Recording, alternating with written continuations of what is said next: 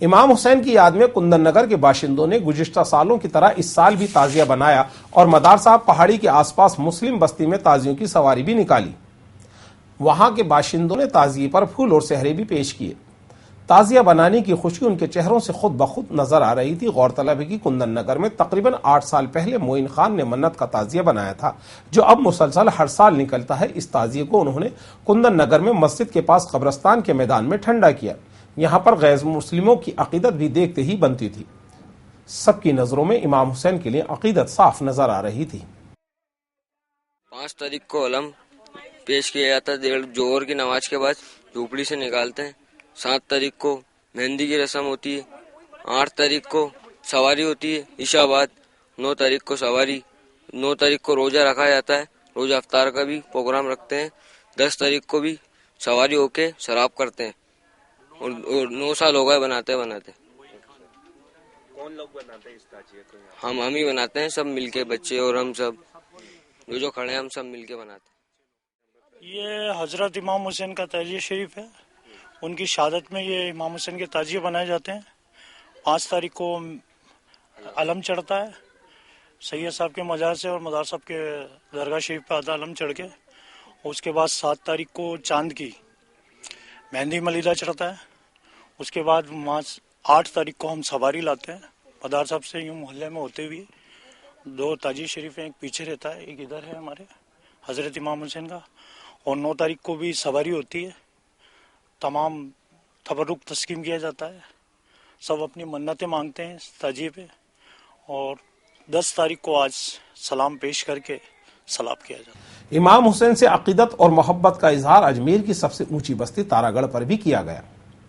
امام حسین اور کربلا کے شہیدوں کی یاد میں ہفتے کے روز تارا گڑھ پر زبردست خونی ماتم ہوا۔ ساتھ ہی وہاں پر عاشقان حسین نے سینہ زری بھی کی، اور ان میں بڑی تعداد میں عورتیں اور بچے بھی شامل تھے۔ معصوم بچیوں کی امام حسین میں عقیدت دیکھتے ہی بنتی تھی۔ تارا گڑھ پر کربلا کے شہیدوں کی یاد میں شیعہ برادری کے تقریباً ہر شخص نے کالا لباس پہن کر ماتم کیا اور اپنے غم کا اظہار بھی کیا۔ اس دوران پوری تارا گڑھ بستی کے بازار بند رہے اور گھروں میں چولہے نہیں جلے۔ وہاں شہیدوں کی یاد میں کئی مقامات پر شربت اور تبرکات بھی تقسیم کیے گئے۔ تارا گڑھ پر بنائے گئے ڈولے اور علم کی سواری میرا صاحب کی درگاہ کے قدیمی امام باڑے سے شروع ہوئی، جو تارا گڑھ بستی سے ہوتے ہوئے دیگوں کے چوک کے راستے کربلا شریف پہنچی، جہاں ماتم ہوا اور امام حسین اور ان کے ساتھیوں کو یاد کیا گیا اور علم کو منزل دی گئی۔ ڈولے اور تعزیے سیراب کیے گئے، مدفن کیے گئے۔ اس دوران پورے تارا گڑھ پر حسینی رنگ نظر آیا۔ امام حسین کے چاہنے والے نم آنکھوں سے ان کی اور ان کے 72 جانثاروں کی شہادت کو یاد کر محو غم نظر آئے۔ انہوں نے رو رو کر کربلا کے شہیدوں کو یاد کیا۔ تارا گڑھ پر تقریباً سبھی تقریبات تارا گڑھ پنچایت سید زادگان کی جانب سے ہوئی۔ اس موقع پر پنچایت کے صدر سید جلال حسین اور سیکریٹری سید ابرار حسین سمیت پوری پنچایت کے نمائندے پیش نظر آئے۔ امام حسین سے ان کی عقیدت اور محبت ان کے چہروں سے خود بخود بیاں ہو رہی تھی۔ تارا گڑھ پر ہر طرف یا علی، یا حیدر، یا حسن، یا حسین کی صدائیں بلند تھیں۔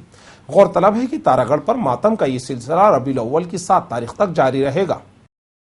ہفتے کے روز یوم عاشورہ کے موقع پر چاندی کے تعزیے کی سواری بھی ہوئی۔ چاندی کا تعزیہ درگاہ شریف کے نظام گیٹ پر لا کر رکھا گیا۔ ساتھ ہی پھول گلی سے اجمیری دڑے کا تعزیہ نکالا گیا، جس کی سواری پھول گلی سے ہوتے ہوئے درگاہ بازار سے اندر کوٹ گئی۔ درگاہ بازار میں ان دونوں تعزیوں کے سامنے فن سپاگیری میں مہارت رکھنے والوں نے شاندار کرتب دکھائے، جن میں سوامی نیوز کے کیمرہ پرسن درگیش ڈابرا بھی شامل تھے۔ درگیش ڈابرا نے تلواروں کے ذریعے کرتب دکھا کر اکھاڑے میں خوب رنگ بکھیرا اور امام حسین سے اپنی عقیدت کا اظہار کیا۔ ان کے کرتب دیکھ کر حاضرین حیرت زدہ رہ گئے۔ اس موقع پر استاد عبدالحمید بھی موجود تھے۔ ان کے ساتھ ہی بمبئی سے آئے آفتاب اجمیری نے بھی کرتب دکھائے۔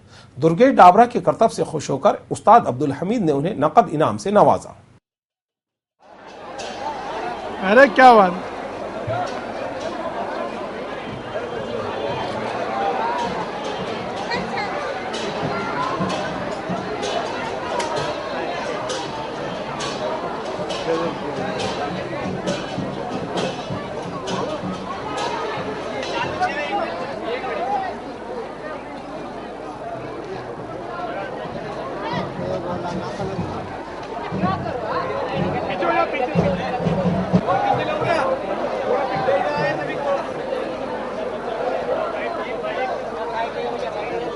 پیچھے ہو کے نیچے بیٹھ جانا اور تھوڑا پیچھے ہو۔